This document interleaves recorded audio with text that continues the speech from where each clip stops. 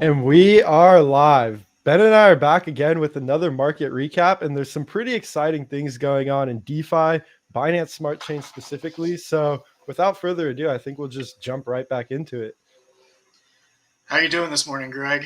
I'm doing good, a little bit sick, a little congested, but the market is printing, so I mean, that's never a bad sign, right? Yeah, no kidding. It's been an exciting morning. I'm already like real wired between Starbucks and B&B up 10%. I know, And yeah. I didn't even make it to my desk and I already got the full market report. like CRO's up 25% today. So that's one I've been liking for like the last month. Definitely. I just popped the BNB chart on there because this is obviously most relevant or most exciting for a lot of people or anyone who's tuning in. BNB back over 600. I mean, I'm just curious what this move has been since the beginning of October, right? It BNB pretty much bottomed near October. We'll take it from one of these middle candles, but BNB up nearly 70% in the past 30, 40 days. Um, and that's just incredible, right? And I think this is great because one, we're seeing BNB catch bid, but we haven't quite seen things like Cake or other Binance Smart Chain ecosystem majors, at least, maybe some smaller altcoins, but we haven't seen them catch too many crazy bids. But it looks like BNB is sort of paving the way for a lot of these other DeFi, for lack of better terms, BSC DeFi blue chips to start rallying as well. Yeah, and even on that chart there, like it looks like it's trying to, break out of that what wedge pattern or triangle that it had formed for the Yeah, last. I think I have a better chart somewhere. Maybe not. I don't have a better chart. But yeah, there's you have like this thing going on, right? So like once you get a break out of this, ideally this will come and test this level here. But the other thing is, right, is what I was saying right before the stream, like this only needs to get to $40 to double. Um and I think that's very doable. That's not even over all-time highs. So that's definitely something I'm looking for there, keeping a close eye on Cake. Just especially because they haven't stopped any innovation.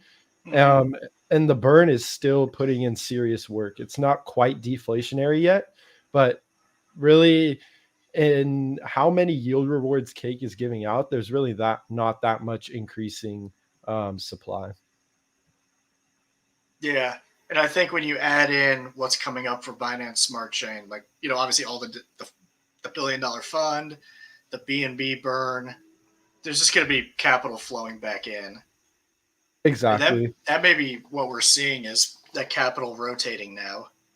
Yeah, and I'm curious to pull up DeFi Llama here and just check out how TVL on Binance Smart Chain has done since the accelerator fund. I'm not expecting anything crazy, but I wouldn't. I mean, uptick would be kind of expected, right? And yeah, it looks like TVL is just slowly climbing again on Binance Smart Chain. Nothing crazy, but there is capital flowing into the ecosystem, and Mm-hmm. this is without really any of the Binance incentives really taking place yet. Yeah. Yeah, I think what's going to be real interesting to watch is when they do or I think will have an immediate impact, is the liquidity incentive. Because you're going to, and obviously we don't know where they're going to be, but you're going to see yields start to really climb back up from that dual earning. And there could be a lot of money chasing those higher yields once they start that. Definitely. So I am actually going to send out a tweet right now because I forgot to push these tweets through last night. So just bear with me for a second. But something that I do think is just generally interesting is what's going on in the multi-chain space, right? I always bring this up looking at what DeFi is doing as a whole, and it's obviously still growing. And I think something really nice that you've been talking about and keeping an eye on is Kronos recently. So you want to take that away, I'll throw up the Kronos chart here and you can kind of just talk about what's going on there. Maybe even what we're thinking about Chronos wise, those sorts of things. Yeah, so it'd just be CRO as the token. Okay. So Chronos launches on Monday. Let me get a better Look at chart. that Let me chart. not get the It's straight up on CRO. Here we go. Oh There you yeah, go. look at that. So that's the move that's currently going on, which is just nutty. Yeah. Which looks like a lot of early adoption on a lot of these like layer one tokens. And of course, CRO's been around for a while, and it's the native token of Crypto.com, which they started a really heavy ad campaign featuring Matt Damon. Which, when I saw that, I was like, this is amazing, right? I'm like watching football, NFL on Sunday, and you see Crypto.com commercials coming on the TV. Yeah, that's So, definitely, I mean, you're talking about it. And I think that's definitely like the next level, right? Or what's important, seeing that these networks have marketing and even an incentive fund. And I think that was kind of the bullseye right there, seeing that Crow had the incentive fund, and then on top of that, the Matt Damon. I remember you sending that a couple weeks back, and you're like, "Yo, check this out." yeah, and I think to me, Kronos, the play was always Crypto.com is incentivized for Kronos to do well, and and it's almost like a Binance play with BNB. So far, it's kind of playing out how I would have expected it to. With Kronos launching on Monday, it's always interesting to watch what happens when the events actually take place. So, Kronos mainnet goes live on Monday, and is there a sell off, right? Or is it just a continuation and money starts flowing in? So, I have no idea. I'm kind of obviously I'm hoping for a continuation, but this move has to correct at some point. Yeah, this is interesting, and I want to see what starts being like what's going to be built on the ecosystem the first day that this comes out. And I think arguably that's where a lot of this money will flow. I don't think it just disappears and Mm-hmm. rotates maybe to the next network. I think we're going to see, if anything, it'll flow on chain. And I think that's where things will get even more exciting from here.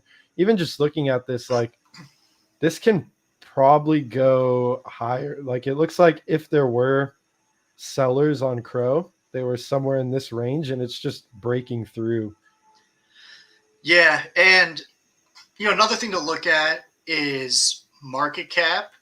So Yeah, CRO's market cap is like 8 billion right now. I don't know. It went up 25% since overnight while I was sleeping. So I want to say it's around 8 to 10 billion. And it's a type of token where I don't think there's a lot of things you can compare it to because it's that CFI DeFi, yeah, thing. So BNB is 100 billion, probably higher with this move this morning. right over 100. Yeah, Yeah, and no, Crypto.com is not the size of Binance by any means, right? So I don't know. Market cap expectations, I would put at like pretty safely 30 to 40 billion when Kronos is live. I think it's pretty reasonable. yeah. I mean, if you look here, you have things like Terra, Avalanche, Polygon. Like these are all the same valuation and realms that Chronos should be in. Um, and like there's multiple sides of the coin here, right? Kronos does sort of have this exchange token aspect. I think it's really interesting to look at things like this, like how Solana compares to Binance coin. Like Solana is valuation is 70 billion, and it's only 30 billion off of Binance or BNB, which has the exchange on top of it. So it's interesting. I think part of it is that Solana is a novel solution and it's not just another EVM machine. So that's how you get this valuation. But to see Kronos easily compete with things like Avalanche and Polygon, 100%. Like it has the same exact use cases, but even more, it has a user funnel as well. So I mean, yeah, only seeing it at 10 billion, this easily just to catch up to for lack of better terms, its competitors, it has another double inside of it. And that's only half of its business model, right? Granted, the thesis is that all these other networks are going to continue to grow over the next quarter or 2 quarters here. Yeah, so it's kind of like anyone's guess. Tokens like this are kind of weird in a way. Like crypto.com has its debit card service where you can stake it to get more rewards. So how much of it's locked up there, we don't know. There could be quite a bit locked up there. I know a lot of people I talk to have, like, especially in the US, like that's one of really the best cards for US users to get. So, and then they have their DeFi wallet also, which currently basically covers like Ethereum protocols. It's like a one-click kind of deal to use Ethereum DeFi.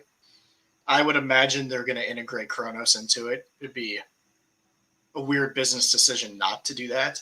So I think that like ease of use for their blockchain is going to be a catalyst for it also, especially for US investors. Yeah, I 100% agree. I think I saw something the other day that Kronos was topping the App Store as well. So it's like, it's That's a very the Matt Damon effect. Yeah. No, so this is just like really exciting stuff, right? And you hit the nail right on the head. Like this is just the layer one narrative once again. People are flocking to these DeFi networks. And this one it's a step further. You identified the CeFi DeFi sort of intersection as well. And this is just exciting, right? This is fireworks right here. I'm really curious, of course, me getting down the risk spectrum to see what starts building on Kronos. And I think that'll be fun, and there'll be a lot of capital flowing in there. Specifically at DeFi Direct, we are taking like a posture towards Kronos and looking to potentially set up just some accounts and get people covering the news and getting more out there about what's going on Kronos and anything building. So that should be pretty exciting as well. Mm-hmm. Other than that, yeah. That's my excitement for today. I'll let you take it from here. I haven't really paid much attention to anything else, to be honest. I mean, yeah. So overall, right, like I think the most fun thing to look at and the best thing to look at is just clicking on this all tab here and just seeing DeFi TVL continuing to increase. We're at like this is just continuing to print higher. I'm curious, we're seeing a lot of TVL enter into ETH, and this is a great sign. I like to think of ETH as more, excuse me, like institutional capital, larger players entering the space. And this is just, again, I think this is something where ETH is doing all the hard work here, getting all the capital flows into DeFi. And once people find ETH, like it's very easy for people to be like, oh, ETH, like I'm going to go use Avalanche now, or I'm going to go use BSC. I'm going to go use Solana after using ETH. That's the personal funnel I had. That's the personal funnel I'm pretty sure you had as well, Ben. Yeah. So this is literally just Ethereum doing all the hard work. And it's going to flow it throughout all of DeFi, especially as interoperability only gets better. And yeah, I just want to go through each of these chains. I haven't really looked at this, but Solana breaking all-time highs in TVL again. I actually think this is a fun little race to look at. You have Solana at 14, almost 15 billion TVL, and you have BSC at just over 20 billion. So this is just something fun to keep tabs on. I'm curious if we see any sort of flip and go here, or if the ecosystem funds start kicking in and we see massive TVL influxes across all chains. Another chain I'm recently just starting to dive into is Terra.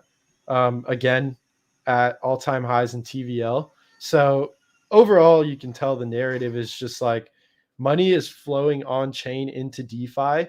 And I really think once money flows on chain into DeFi and it's collecting these yields, it's locked up for a decent amount of time. Granted, you could take it off chain pretty easily, but once you're on a network, for example, on Anchor or Terra, earning 20% on stable coins, the odds of you unlocking that and pulling it off chain are fairly low. So seeing all this capital flow in, I think is immensely bullish here. Avalanche, same exact story, right?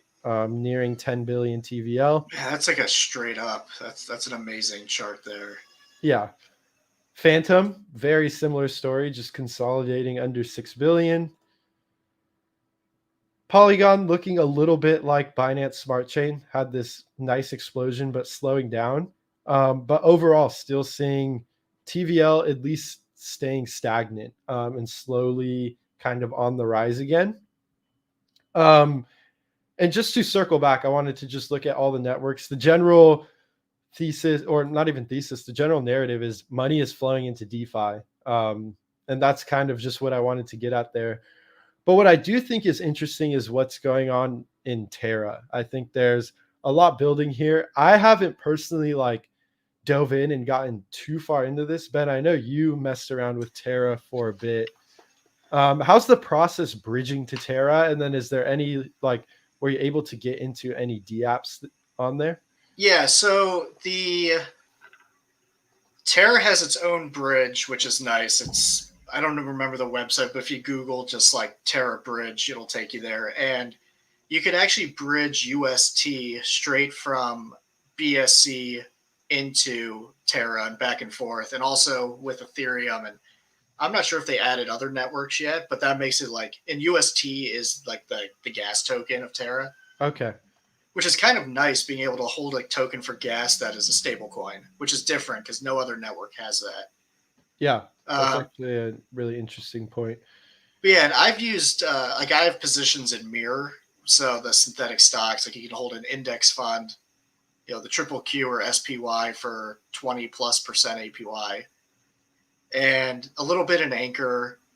There is Loop Finance, which is like the first like yield farming DEX that most of us are used to. Like, there is yield farming on Mirror Finance, but Loop is more of that system that like a pancake swap type thing.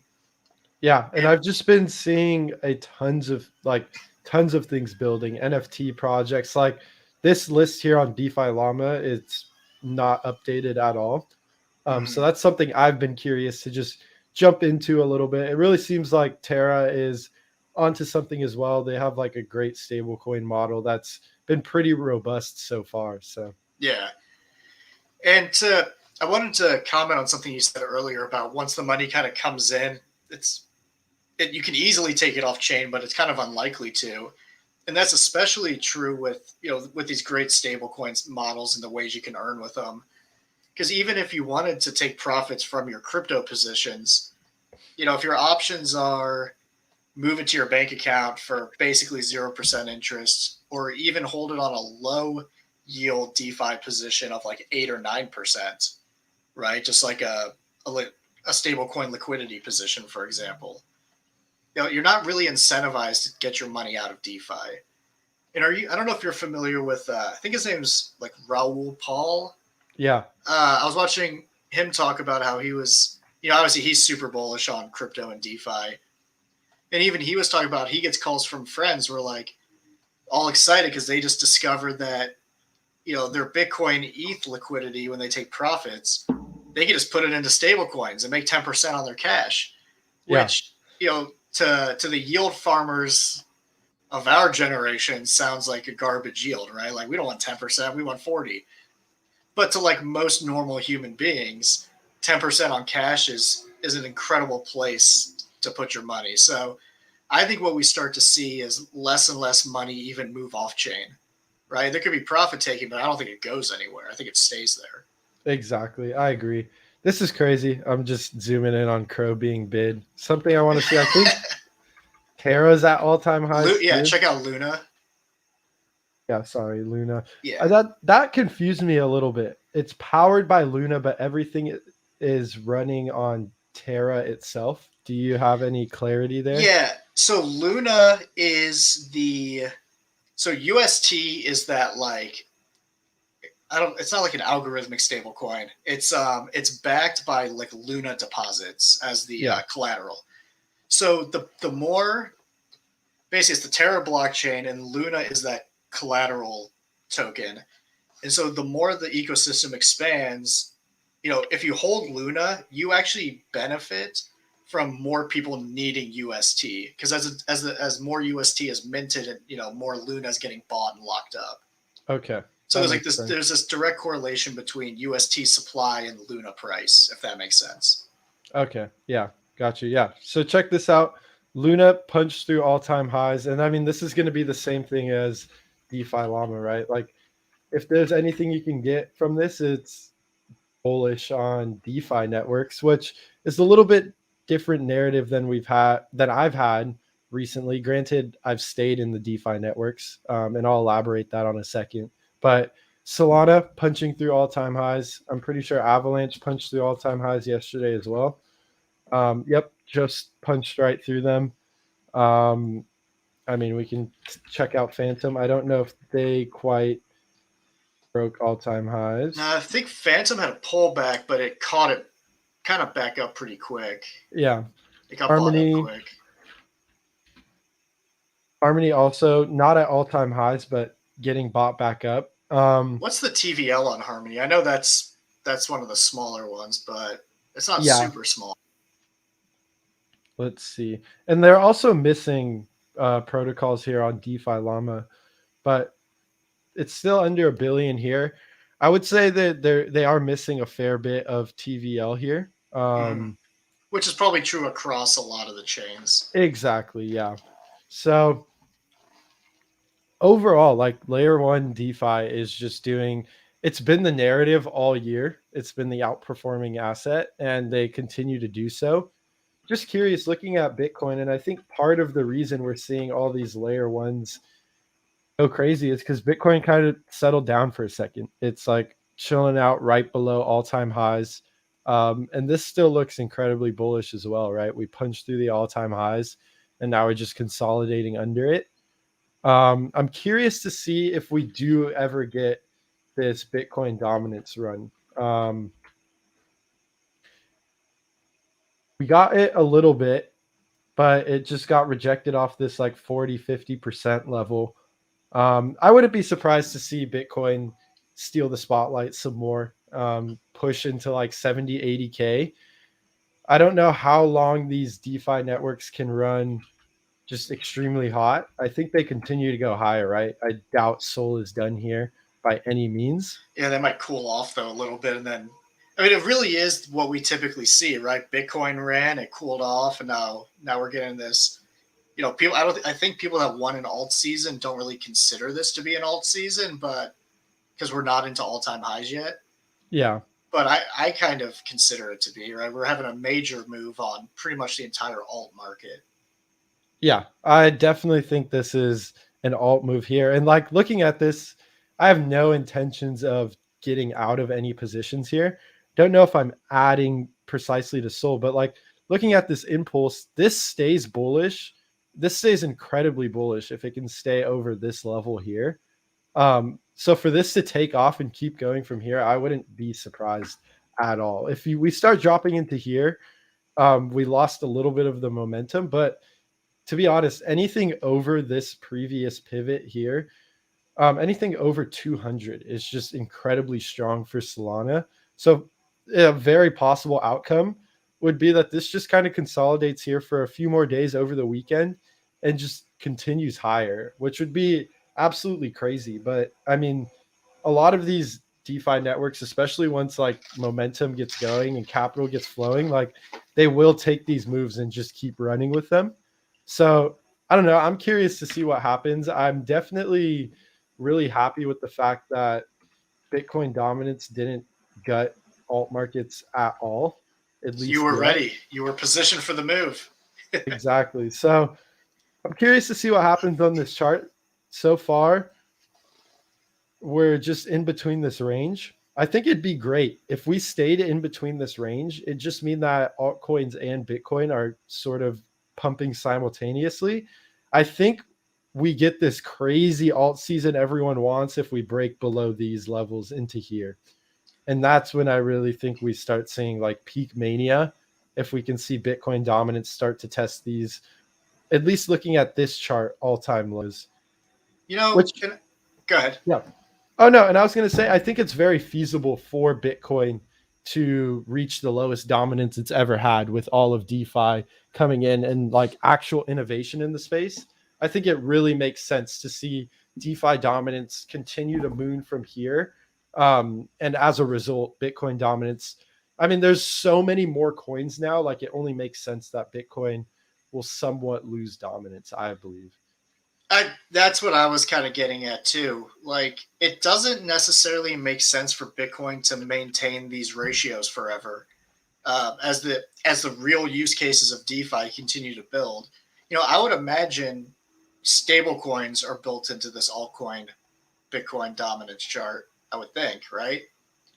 I have And no idea, but probably, yeah. and so, like, assuming they are, it's like, well, we're going to see more and more cash move on chain into stable coins, even if it's rotating between alts or, so I think an all-time low Bitcoin dominance, and this is like the anti-Bitcoin maxi position to take, right? Like, it actually just kind of makes sense for it to happen. Like, Bitcoin Exactly. has had this utility of a store of value, and now the altcoins are really developing real utility in terms of financial markets. So it makes sense. Yeah, and I think we see this as DeFi. Like, this is obviously a sign that DeFi dominance is on a rise, especially with all these layer ones leading the market. Excuse me. And it only makes sense. Even this doesn't mean that Bitcoin is going to stop performing well, but I think Bitcoin dominance, at least once we get towards the latter end of this cycle, like, we're going to see it down at these 30, 35 level, for sure 35 level. And I think that's when we'll really start seeing like this altcoin mania everyone's looking for. But as of now, I mean, for everyone holding altcoins, best case scenario is that Bitcoin dominance doesn't take out these levels. And I mean, so far it's looking decent. Who knows what's going to happen? But I definitely think like it just makes sense. There's so many new coins coming out. And sure, a lot of them may not be innovative, but overall, there's just a massive amount of innovation. Like, between more capital flowing into these coins and then just so many coins popping up on a daily basis, I think it just makes sense we see this breakdown a little bit lower, which will be a good sign for everyone in alts. Which is all of us and probably the people watching DeFi Direct as well, I would assume. Exactly. 100%. So definitely exciting stuff. I think something cool to touch on would just be Ethereum. I mean, Ethereum is, again, It's leading the way. Yeah. So everything is at all-time highs. I don't know what to say except for the fact that being bullish, right? The amount of money in DeFi is at all-time highs. The valuations of these DeFi networks is at all-time highs. It's just a good time right now. It is. Love it. Other than that, you may have exhausted everything I have. The only thing actually I do maybe want to touch on a little bit is growth DeFi. Dude, Wheat has been going insane. Yeah. Which is their auto compounding token. And this is their yield token, right? Yeah, on their optimizer. Yeah. So this has just been going insane as well. I will say that was one that back in August, I actually said this looks like one that could really take off because of the way they focus on, the more stable coin portion of things wrapped in with the yield optimizer and the whole capital efficiency narrative that they have going on. Yeah, I actually recently have been throwing cake in the more vaults at like 50, 60% APY, minting some more, and then just going off and doing whatever. I did buy a small bag of the GRO governance token. I just went with this one because it's less inflationary to what I've seen. And I didn't want to buy wheat into the 500% run up. Yeah. We'll see how well that ages. The good thing is I'm pooling the grow and earning wheat as yields. So I have a tiny bit of exposure to wheat. Yeah. No, I've got some more BUSD liquidity that I was able, minting more against, which I'm just letting that, and that's that they have that auto compounding on your collateral. So I'm just letting my collateral grow, and then when I can borrow, mint some more against it, I go ahead and do it. So I check in like once a month. Yeah, and just let my collateral position just grow automatically. So it's working out great so far. Obviously, everyone should look into how it works and assess the risk, because there are definitely risks involved. Oh yeah, you're trusting it's a crypto backed stable coin. So right, that's the kind of basis behind it. Yeah. It's not it's not a stable coin backed by dollars, and that can always cause some issues there with depegging and such. So that's definitely something to keep in mind. But so far, the system, like, this is the new narrative for DeFi. It's just how can we get more capital efficiency out of these things. Abracadabra Money, or Spell, has a very similar model where you can deposit collateral such as Avalanche, even yield bearing tokens, I think. Yeah, which is the same exact model. And then mint Magic Internet Money, or MIM, which is similar to more. And just seeing like more capital efficient products come out definitely doesn't mean that they don't lack risk. If in some of these there may even be more risk, but it's just a matter of understanding what the products are, the risk you're taking, and in some instances they can be very worthwhile. Like Ben and I are using the product in different ways. He's farming with stable coins. I'm almost taking on a leveraged crypto position, whereas Ben is taking on more so just a leveraged stable yield farming position, if I'm correct. Yeah, you are. And I think my logic too is because you can, on the stablecoin position, you can borrow up to a really high rate, and it's a 0% because it's minting. Yeah. So my thought was, if I'm going to take on any, even though it's stable coins, if something gets depegged, I could get liquidated. So the idea is I'm going to borrow, basically max it out, and then as it compounds, continue to keep it maxed out. So if something happened to that position, well, I get liquidated, but I still have all this more that I minted since I've converted into, I minted more against my stable coins and I bought Bitcoin with it, right? And so I've essentially hit this point where it's kind of a theoretical no risk based on my initial investment. Yeah. But do I ever even plan to pay back the more to get my stable coins out? Probably not.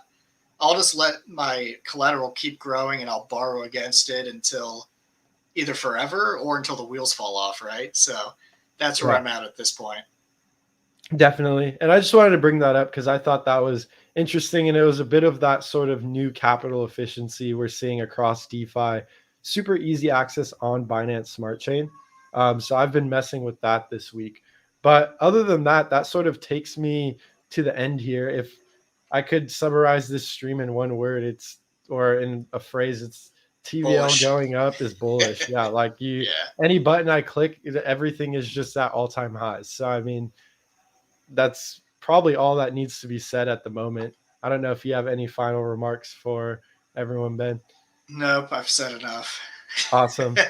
Thanks everyone for tuning in. We'll be back again next week. We plan to be a little bit more consistent now. I keep just jumping out on the weekends and doing whatever, but it's the heart of the bull market, so should be around, and there's just tons of content coming out on DeFi Direct. So for everyone who's not already subscribed, please go ahead and subscribe, like the video, and just check out the videos. I think we have like over 50, 60 videos now, and a lot of them have been put out this month. So thanks everyone for tuning in. We will catch you next week, same time.